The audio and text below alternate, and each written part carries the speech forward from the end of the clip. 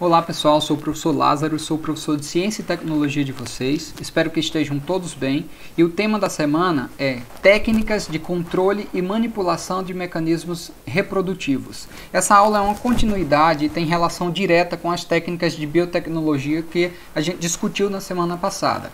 Então a gente vai observar como essas técnicas são aplicadas para o processo de reprodução. Aplicado no grupo das plantas, em animais e até mesmo na espécie humana. Relembrando algumas informações da última aula, o que seria essa biotecnologia e a aplicação dela direto para a reprodução? Então, como vimos, a biotecnologia ela é um ramo da biologia que desenvolve tecnologias a partir de organismos vivos ou partes deles com fins de criar ou modificar algum produto ou serviço, tendo em vista alguma problemática da sociedade, resolver algum problema pontual. E nesse caso em específico, atrelando-se ao processo da reprodução. A gente vai observar isso em diferentes aspectos. Nessa imagem 1 aqui, na figura 1, a gente tem um processo de reprodução. Esse processo de reprodução está acontecendo em um ambiente controlado e a gente vai entender um pouco sobre esse tipo de técnica no decorrer da aula, certo? Vamos tratar um pouco agora da importância das biotecnologias e rebuscando algumas informações que a gente trabalhou na última aula, certo? Então, as biotecnologias elas já vêm sendo utilizadas há milhares de anos, né? Desde, como a gente viu na última aula, há 6.000 anos antes de Cristo, e eu diria que até um pouquinho mais. Então, são utilizadas técnicas para a produção de pães, de bebidas, de queijos, e envolve também até o processo de domesticação das espécies pela espécie humana, que a gente vai discutir há pouco. Então, mas dividindo em categorizando alguns pontos importantes, nós teríamos que as biotecnologias estão associadas principalmente a processos de prevenir, diagnosticar e tratar doenças. Ela atua também no planejamento e na reprodução, seja de espécies de animais, de plantas ou até mesmo da espécie humana. Ela é aplicada tendo em vista diminuir custos, simplificar e acelerar processos de produção de animais e processos agrícolas, então com foco na nossa alimentação. Então, um pouco sobre as biotecnologias aplicadas à reprodução das plantas. É interessante e fundamental que a gente compreenda que o processo de domesticação das espécies está tão atrelado à nossa história enquanto espécie e sociedade. Então, a partir do momento que a espécie humana conseguiu domesticar e promover melhorias, seleção de animais e de plantas, e principalmente das plantas, e estabelecer culturas, ou seja, a agricultura, observou-se uma alteração no estilo de vida dessas populações que antes viviam migrando em prol de caças e de coletas de frutas para cuidar de um espaço específico. Então, dessa forma foram surgindo vilas, cidades, países, e assim tem-se então atrelada essa biotecnologia da reprodução das plantas à nossa história enquanto sociedade e espécie humana. As biotecnologias atreladas à reprodução das plantas também podem ser conhecidas como biotecnologia verde, uma das categorias que a gente estudou na última aula, né? E ela tem em vista o auxílio, promover melhorias nas plantas, de modo que a gente consiga explorar algumas características de interesse. E essa exploração está ligada em grande parte ao DNA, a alterações e seleções de características dessas plantas de acordo com as informações contidas no seu DNA, que, como a gente viu na última aula, o DNA consiste nesse código genético. Cada espécie tem um genoma, então esse conjunto de informações genéticas que são expressas nas características, como por exemplo o tamanho de uma árvore, a forma de uma folha e assim sucessivamente. Então o resultado da aplicação dessas biotecnologias verdes tem sempre em vista essa interação entre a cultura de tecidos e a genética molecular. Então a seleção de plantas que apresentem características de interesse e a manipulação dessas características geneticamente falando. Então, vai desde a seleção de sementes com as características de interesse até a produção de plantas clones ou plantas transgênicas. Vamos entender um pouco sobre esse processo, né? E um dos grandes ramos atrelado a essa biotecnologia verde é justamente o melhoramento genético, ou também conhecido como a engenharia genética. Então, qual seria a base dessa engenharia genética? Como o próprio nome já traz, consiste em analisar essa variabilidade entre as plantas que serão utilizadas no cruzamento entre elas e na seleção de características mais desejáveis, presentes em cada uma dessas plantas distintamente. Então, eu tenho uma planta que apresenta uma maior resistência a uma determinada praga, e eu tenho uma planta que é mais resistente a baixa disponibilidade de água. Então, se eu associo geneticamente essas duas plantas, eu vou ter uma planta agora que resiste a uma determinada praga e também resiste a pouca quantidade de água. Então, assim eu consigo ter uma planta com essas duas características de vantagem. O foco sempre é uma maior produtividade, um menor consumo de água, por exemplo, uma maior resistência ao calor, uma maior resistência a frio e assim sucessivamente de acordo com as características que se deseja selecionar para determinadas regiões, né? Então, de onde que é extraído essas características genéticas? A chave desse melhoramento genético está justamente na variabilidade genética. E isso só pode existir se eu tenho várias espécies de plantas ou vários tipos de plantas que apresentam características distintas. E onde que eu consigo essas informações? Justamente nos bancos de geoplasmas ou bancos de sementes, que consistem em estoques de sementes de cada variedade desse tipo e que essas sementes são armazenadas e são utilizadas posteriormente para fazer esses cruzamentos e também servir como um banco mesmo, um estoque. Outra técnica utilizada é o cultivo in vitro. Como o próprio nome já traz a alusão, in vitro lembra um vidro, em vidro ou em ambiente controlado. Consiste no cultivo de células ou tecidos e órgãos vegetais em recipientes sob condições de controle.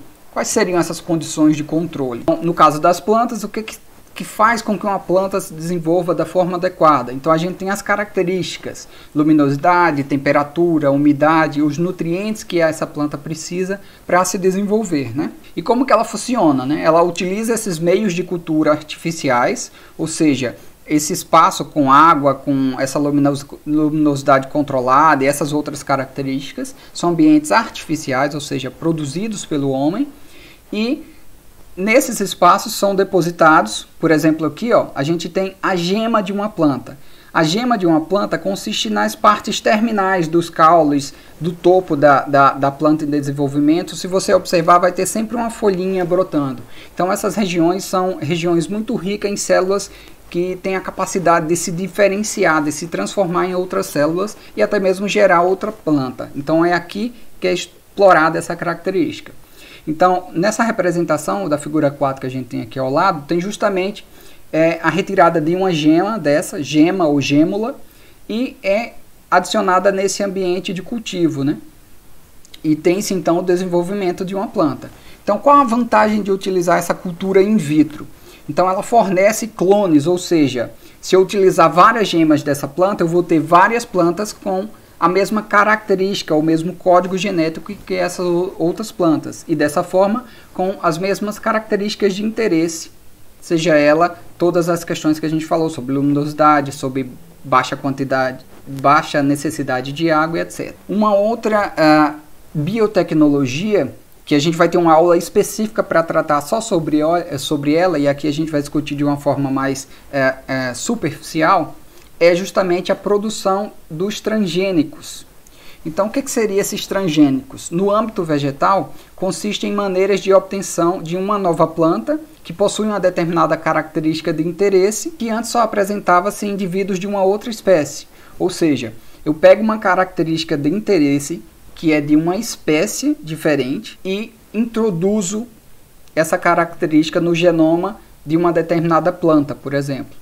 E agora essa planta vai conseguir expressar essa característica no ambiente. Então eu posso retirar uma característica, por exemplo, de um animal e aplicar essa característica numa planta. Olha como a técnica é diversificada. Eu estou trabalhando aqui com o código genético, o DNA expressamente dessa estrutura ou desse novo organismo. É a combinação genética que não seria obtida por meio de cruzamentos naturais. Por exemplo, eu não tenho como cruzar uma planta com um animal.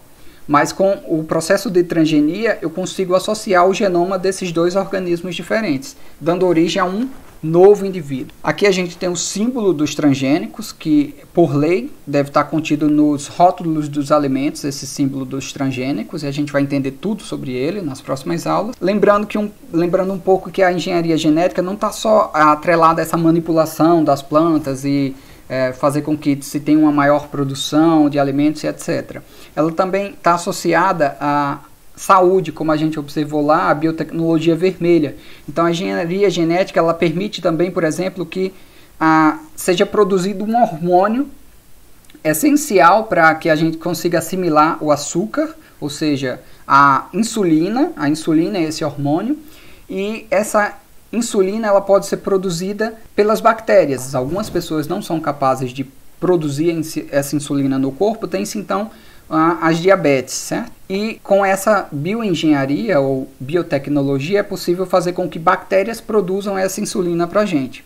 Então a gente insere esse código genético, esse fragmento de DNA nas bactérias e elas passam a produzir essa insulina humana que depois é extraída e utilizada por nós como um remédio. Então existem muitas controvérsias entre os organismos transgênicos e suas aplicações e a gente vai abordar tudo de forma bem detalhada numa aula em específico. Já as biotecnologias aplicadas à reprodução dos animais, elas consistem principalmente na ideia do uso de facilitar ou potencializar encontro entre gametas masculino e feminino para que ocorra o processo de fertilização, que pode ocorrer tanto no animal in vivo como em laboratório in vitro. Então, qual que é o grande interesse dessa reprodução, essa técnica de biotecnologia aplicada aos animais? Consiste basicamente em uma maior eficiência no processo de reprodução e produção de animais. Problemas com animais inférteis, por exemplo, ou subinférteis. Tem-se algumas vantagens, como por exemplo, o melhoramento genético de raças e de espécies através de seleção de características, seleção de indivíduos que apresentam características de interesse,